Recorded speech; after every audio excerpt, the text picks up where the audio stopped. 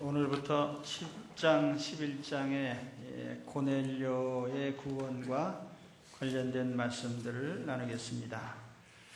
오늘은 고넬료라는 인물에 대한 것을 좀 같이 살펴보려고 합니다. 고넬료라는 이름은 로마식으로 발음을 하면 코넬리우스입니다. 이 당시에 코넬리우스라는 이름은 매우 많았다고 하는데 그 이유는 주전 82년에 푸블리우스 코넬리우스 술라라고 하는 로마의 장군이 1만 명의 노예를 해방시킨 아주 유명한 사건이 있었습니다. 그래서 그 사람의 이름을 딴 이런 이름들이 있었고, 또 오늘 말씀에 나오는 고넬료도 역시 그 문 중의 사람이 아닌가 하는 추측도 합니다. 이 사람의 지금 현재 거주지가 가이사라라고 하는 곳인데, 팔레스틴 땅에서는 당시에는 수도와 같은 역할을 하는 중요한 곳이었습니다. 원래 그 지역에는 예루살렘이라는 중심 도시가 있는데, 로마가 영토로 이제 삼은 후에 이 가이사라를 중심으로 행정적인 통치를 한 것 같습니다. 가이사라라고 하는 말의 뜻은 가이사의 고을이라는 뜻인데, 유명한 헤롯 대왕이 기왕에 있던 해안의 도시를 크게 개발을 해서 새로운 도시로 건설을 했습니다. 그리고 아우구스투스 황제에게 바치기 위해서 가이사레아 세바스테라는 이런 이름을 붙였어요. 아우구스투스의 가이사 아우구스투스의 도시라는 그런 뜻입니다. 그래서 이 당시에 로마군이 거기에 와서 있었고, 총독의 관저도 그곳에 있었습니다. 이 가이사라의 기독교인이 처음 생겨난 것은 사도행전 8장 40절에 7 집사님 중에 한 분이었던 빌립 집사님이 그곳에 가서 전도를 하면서 내내 그곳에 한 20여 년 이상을 거주한 것으로 보입니다. 그래서 사도행전 21장 8절에 가보면은 전도자 빌립의 집에서 사도 바울이 전도 여행을 끝나고 돌아오면서 이 빌립의 집에 머물렀던 기록이 있어요. 그래서 그곳에 기독교인들이 생겨났는데, 그러나 이 고넬료라는 사람의 삶은 기독교와의 특별한 접촉은 없었던 것 같습니다. 오히려 그는 유대교에 가까운 이런 생활을 했는데, 그건 잠시 후에 말씀드리고요. 이 사람이 소속한 부대는 이탈리아 부대라는 부대입니다. 그 이탈리아 부대라는 이름은 로마 군 편제에서 보면은 이걸 요즘에 뭐 대대라고 해야 되는지 대략 300명에서 600명 정도에 이르는 이런 단위로 되어 있는데, 레기온이라고 하는, 리전이라고 하는 한 군단에 약 3,000명에서 6,000명의 병력이 있었고, 그 병력을 10개 부대로 나눴어요. 그래서 그 10개 부대 가운데 10번째 부대는 말하자면은 보조 부대예요. 또 어떻게 보면 예비 병력 비슷한 이런 부대였던 것입니다. 그것이 바로 그 이탈리아대라고 하는 이런 부대인데, 당시 로마 제국 안에 32개의 이탈리아대라는 이 부대가 있었습니다. 당시 가이사라에 보면은 5개 부대가 있었는데, 그 중에 4개 부대는 이제 각 지역 주민들로 된 그런 군대이고, 그 중에 한 부대가 로마인으로 구성된 이탈리아대라는 이런 부대였습니다. 이것을 로마식으로 공식 명칭을 부르면은 제1 아우구스타 이탈리아 시민 로마인 부대, 이런 부대입니다. 그러니까 로마 시민권자로 된 그런 부대이죠. 로마인으로 구성된 부대. 이 부대의 고넬료는 백부장입니다.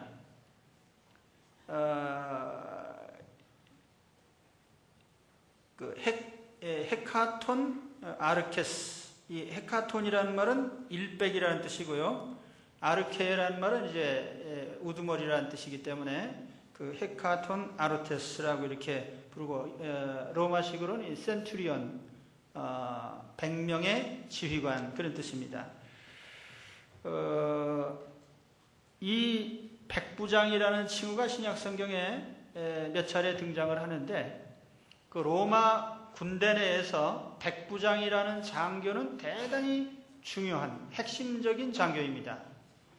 그 요즘의 계급으로 따지면은 대략 캡틴쯤 되는 대위 정도의 그런 계급으로 추측을 하는데, 요즘 대위면은 중대장쯤 되죠.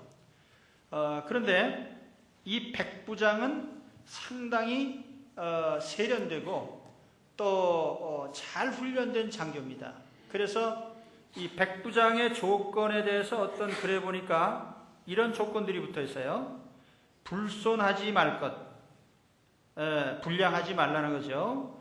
좋은 지도자가 될 만큼 모험적이고 대담해야 할 것, 확고하고 신중한 마음을 가질 것, 공격 시에는 납작 움츠리지 말고 또는 제멋대로 공격하지 말아야 할 것, 적에게 압도당하거나 강한 압박을 받을 때 굳게 서서 자기 위치에서 죽을 수 있어야 할 것, 이게 이제 백부장의 조건입니다. 그러니까 장교로서의 어떤 일정한 품위를 지니도록 훈련을 받은 것입니다.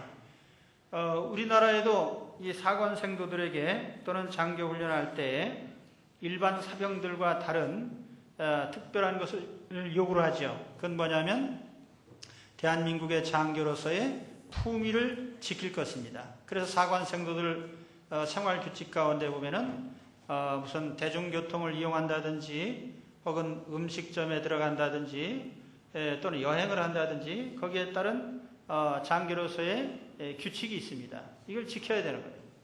그래서 그 품위를 지켜가야 하는데, 바로 이 백부장은 그렇기 때문에 우리가 보통 성경을 보면서 이거 뭐 별 볼 일 없는 군인인가 보다 하는 게 아니라 로마 군대 내에서는 대단히 중요한 장교였다는 것을 기억을 해야 됩니다. 신약 성경에 보면은 백부장 얘기가 몇 차례 나오는데 대부분이 다 좋은 사람들이에요.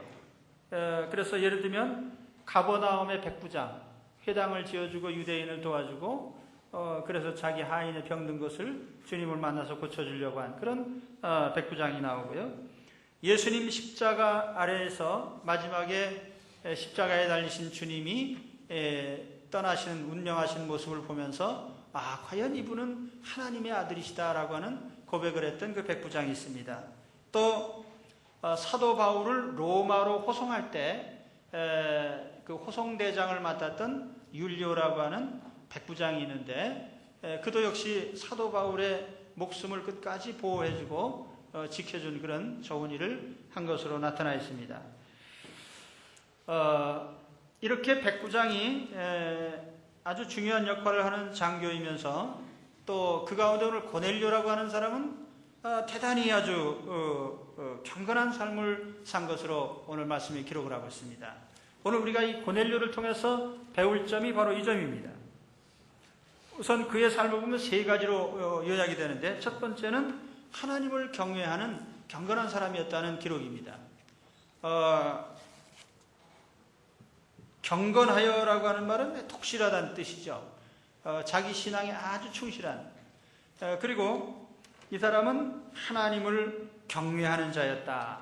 이 신약 성경에 하나님을 경외하는 자라는 이런 특별한 호칭이 나오는데요. 이것은 어떤 부류의 사람들을 가리키는 말이기도 합니다.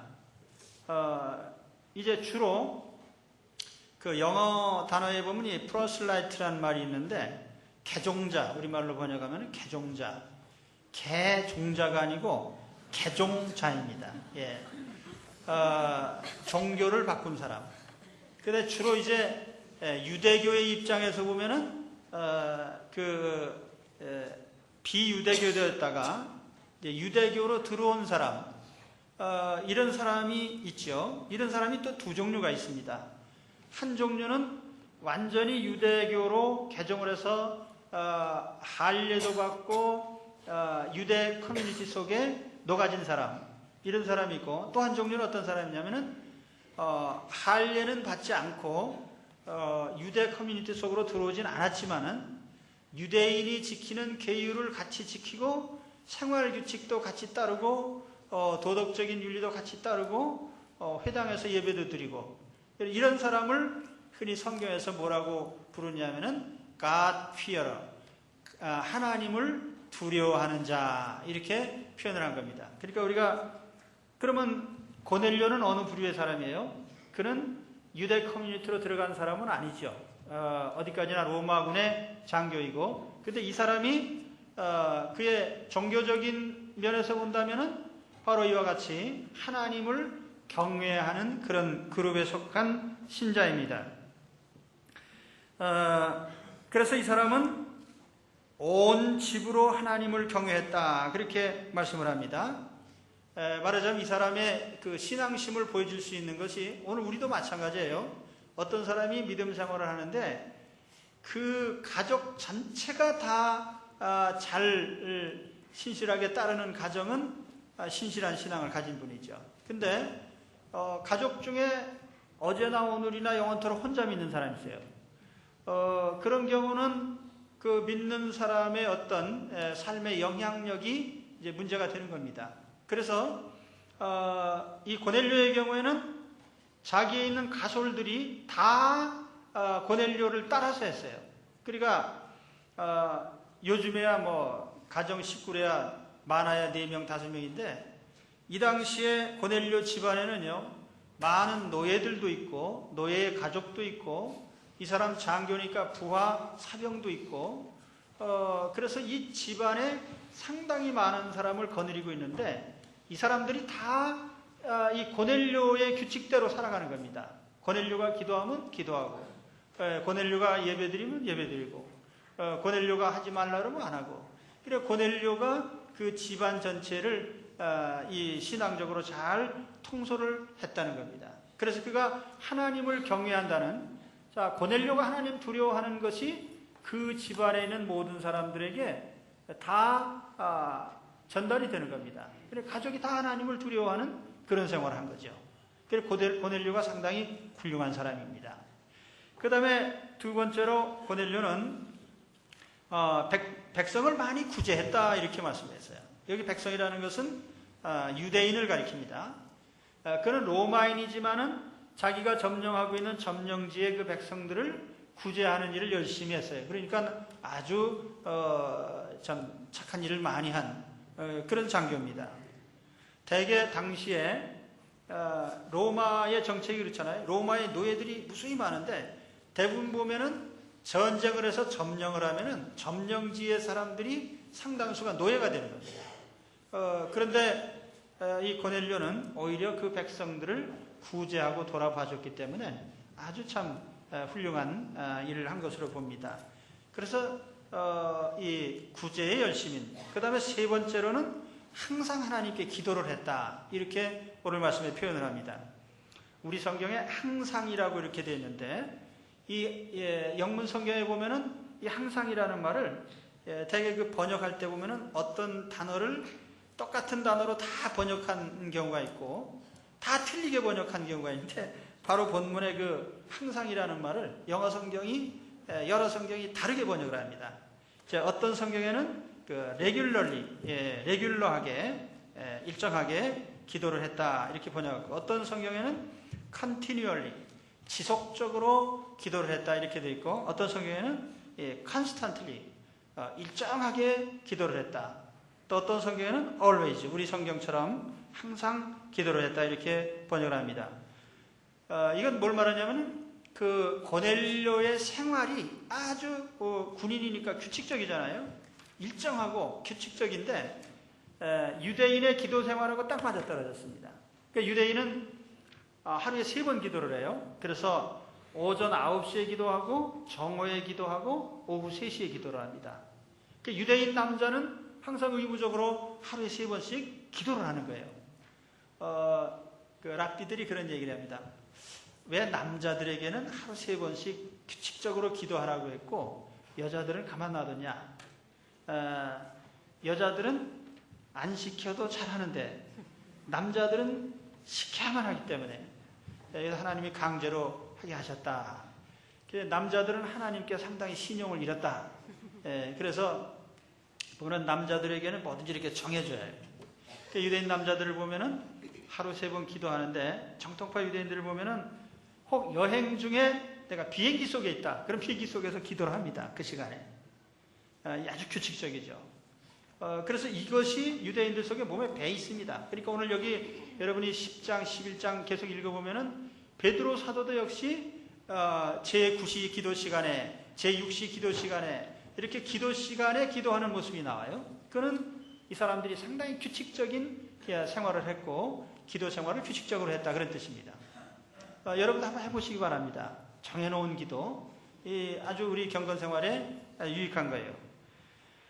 그래서 이 고넬료는 이와 같이 3가지 특징이 있어요. 하나님을 경외했다. 또 구제활동을 많이 했다.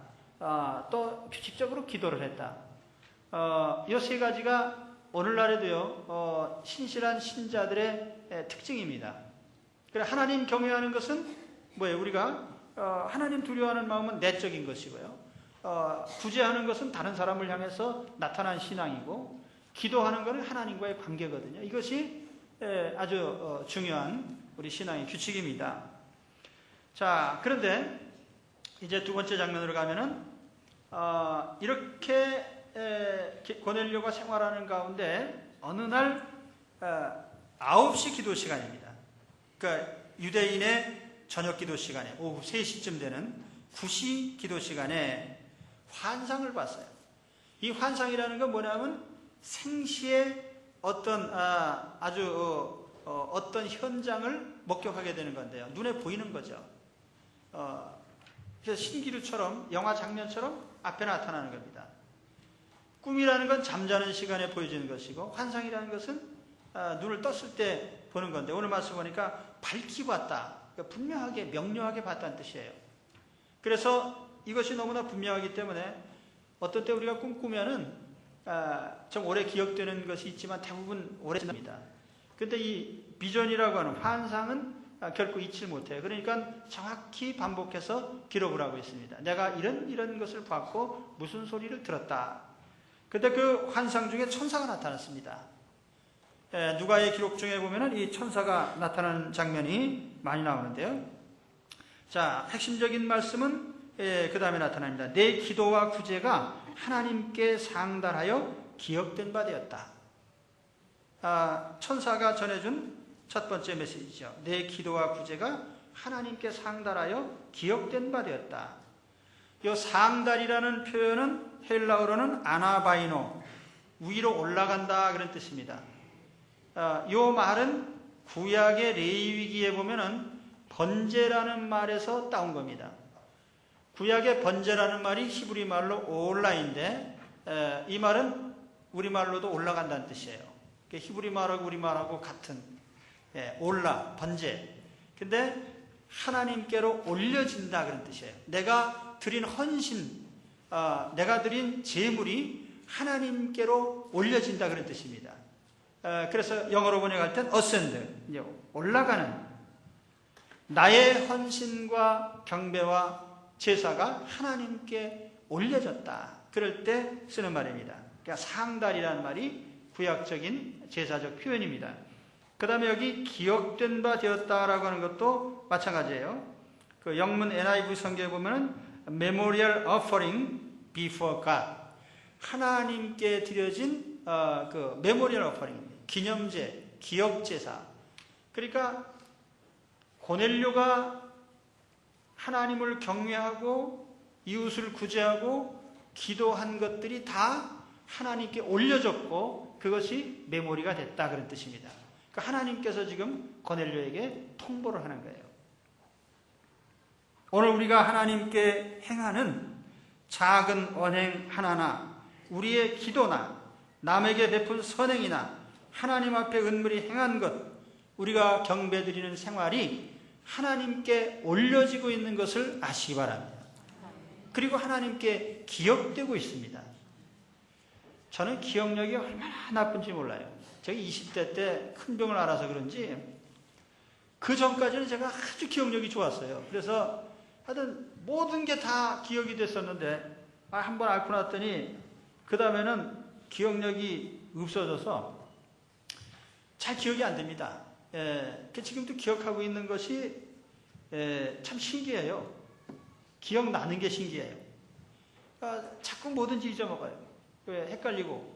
그래서 여러분 저한테 뭘 부탁하시려면 적어도 3번 이상 하셔야 되고 또 증인이 있는 가운데 하셔야 돼요. 그리고 저한테 돈 꿔줄 때 또 증인이 있는 데서 꿔주셔야지 제가 다 잊어먹습니다. 근데 아무튼 이 기억이 나빠가지고 제가 그 메모리 그 휴대용 메모리 있잖아요. 그 하드 디스크 큰 거. 보니까 제가 지금 150기가짜리 갖고 있는데 될 수 있으면 많이 제가 거기다 기억을 해가지고 다닙니다. 내 머리가 기억이 안 되니까. 하나님은 메모리가 무한대입니다. 그래서 한 개인의 삶의 행적을 일평생 것을 다 기록해도요 충분히 할 수 있어요. 65억 인구 다 할 수 있습니다. 그러니까 하나님의 용량은 어마어마하게 크신 거예요. 단지 우리는 우리 스스로가 하나님이 나의 삶의 행적을 모르고 계신다라고 우리가 잘못된 가정을 하는 거죠. 하나님은 나의 삶을 기억하시고 또 나의 삶의 매 순간 하나님께 드리는 말을 받고 계십니다. 그러면 우리는 어떻게 해야 되겠습니까? 그렇기 때문에 우리는 참고 인내하며 주님을 섬겨야 돼요.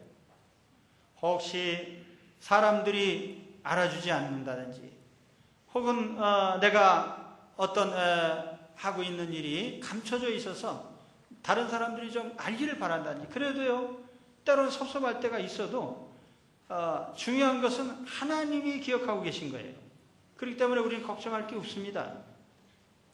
사실 저는 이제 우리 일부 때도 말씀드렸는데 우리 교회의 모든 성도들이 다 숨어서 열심히들 봉사를 하셔요. 어떤 분은 몇십 년 동안 계속 식당에서 봉사하시는 분도 계시고 또는 우리 구역장으로 수고하시고 또 성가대로 수고하시고 교사로 또 수고하시고 안내도 하시고 또는 뭐 이렇게 봉사도 하시고 숨어서 기도하시고 많은 분들이 이렇게 하십니다. 때로 이제 우리 성가대원들도 있지만은 우리가 주의 일을 하다 보면은 때때로 집안일을 좀 소홀히 할 수도 있어요. 그래서 제가 가끔 우리 여집사님들한테 그런 농담을 합니다. 그 밥을 좀 제대로 해놨냐 집에. 왜냐하면 남편들이 또 밥 안 해드리면은 잘못하면 삐지거든요. 그리고 하나님께 드린다는 이런 의식보다도 산 사람부터 먹여라 이렇게 나올 수가 있으니까 밥을 잘 해드려야 돼요. 우리 여집사님들 집에서 밥을 잘 해드리시기 바랍니다. 그리고서 주님을 섬겨야 돼요. 근데 하여튼 힘들지요. 두 주인을 섬겨야 되니까 하나님도 섬기고 또 집안 가족도 섬기고 힘든 일이에요. 그런데 이렇게 열심히 섬기는데 누가 칭찬도 안 해주고 알아주지도 않고 그래서 참 때로는 고독하고 섭섭할 수 있는데 그래도 괜찮아요. 왜냐하면 하나님께서 다 해주시는 것을 아시기 바랍니다. 하나님이 다 늘 받고 계시고 하나님이 기억하고 계시고 또 저도 안 보는 것 같아도 제가 눈이 4개이기 때문에 제가 목사거든요. 눈이 4개예요. 그래서 목사입니다. 눈목자 넉사자 해가지고 눈이 4개인 사람이기 때문에 제가 다 보고 있습니다. 그래서 우리 성도 여러분, 우리 주 안에서 내가 하는 모든 것이 하나님께 기억되고 상달되는 것을 아시기 바랍니다. 그렇게 되면 하나님께서 때가 되면 갚아주셔요. 때가 되면. 그 때가 중요한 거예요. 우리가 조금 더 인내하고 하나님 앞에 나가게 되면 하나님이 우리에게 그것을 알려주실 때가 옵니다. 마가복음 10장 29절에 28절에 베드로 사도가 예수님께 그런 질문을 했어요. 예수님, 제가 모든 걸 다 버리고 예수님 쫓아갔는데 우리에게 뭐 돌아올 상급이 뭡니까? 그랬더니 예수님이 하신 말씀이, 내가 나를 위해서 너의 집과 형제와 자매와 모친과 자식과 전토를 다 버렸다면은 내가 금세에 이 땅에서도 집과 형제와 자매와 모친과 자식과 전토를 100배나 받으리라. 예. 우리가 현실적으로 이 세상에서 행한 것은 다음 세상에만 받는 게 아니라 이 땅에서 100배를 주시리라 약속하셨습니다. 할렐루야. 믿음으로 나가시기 바랍니다. 그리고 장차 영생을 얻지 못할 자가 없다. 그렇게 말씀을 했어요. 우리가 하나님 앞에 행하는 모든 것에 대하여 하나님께서 받으셨다. 이게 이제 고넬료에 대한 첫 번째 응답입니다. 그 다음에 두 번째 하나님이 고넬료에게 하신 말씀이 뭐예요? 베드로 사도를 청해서 구원받을 말씀을 들어라. 이런 뜻입니다. 이때 천사가 고넬료에게 전한 말씀을 사도행전 11장 13절 14절에 이렇게 기록을 했습니다. 그때 천사가 고넬료에게 말하기를 14절에 보면은 그가 너와 내 온 집에 구원 얻을 말씀을 내게 이르리라. 이렇게 말씀했어요. 네가 구원 얻을 말씀을 베드로에게 들어야 된다. 다른 말씀 뭐예요? 예수님을 통해서 구원받게 되라. 그 예수님에 대한 메시지를 들어라. 이런. 그러니까 고넬료에게 주신 마지막 축복이 뭐냐면은, 최종적이고 가장 큰 축복이 뭐냐면은 예수님을 통해서 구원받아라 하는 뜻입니다. 예수님을 통해서 구원받아라. 마지막 응답은 바로 예수님을 우리가 알게 되고 예수님을 믿게 되는 겁니다. 지금까지 고넬료가 누군지는 모르지만 유일신을 향해서 그가 정성껏 기도도 하고 또는 구제사업도 하고 했는데, 그러나 정작 중요한 것은 인격적으로 예수 그리스도와 대면하고 만나는 것입니다. 그것이 가장 중요한 거예요.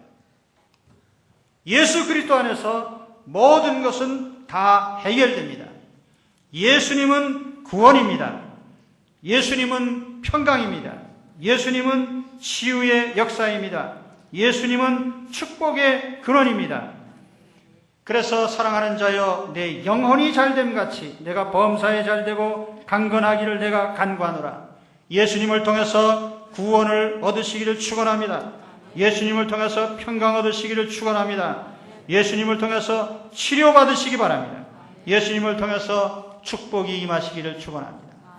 예수님을 통해서 영혼이 잘 되시고, 예수님을 통해서 범사에 잘 되고, 예수님을 통해서 강건케 되시기를 바랍니다. 예수님이 마지막 해답이요, 고넬료에게 주어질 최후의 선물이고 가장 큰 축복입니다. 그래서 지금까지 고넬료가 종교 행위는 했지만은 실제적인 것은 받지 못했어요.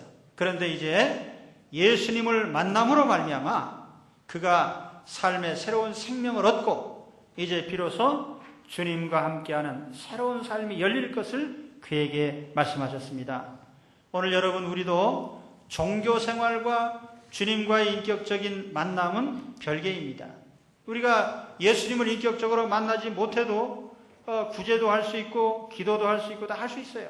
그러나 제일 중요한 것은 인격적인 예수님을 우리 마음에 모셔서 주님을 만나고 주님과 교제하고 주님께 기도하고 날마다 주님과 동행하는, 주의 생명이 내 안에 있어서 내가 주의 생명으로 살고 주님을 통해서 주님의 십자가의 사랑을 내가 받고 사랑을 나타내고, 그래서 주님과 함께하는 삶이 이루어지기를 바랍니다. 뒤에 가서 보면은 11장 12장의 결론이 뭡니까? 고넬료와 온 집안 식구들이 베드로를 통해서 예수님을 전해 듣고 다 믿게 되더라. 세례를 받게 되더라. 오늘 예수님을 만나는 이 마지막 단계 축복에 다 이르시고 우리 주님의 축복이 우리 모든 삶에 넘쳐나게 되시기를 주의 이름으로 축원합니다. 기도하겠습니다. 하나님 아버지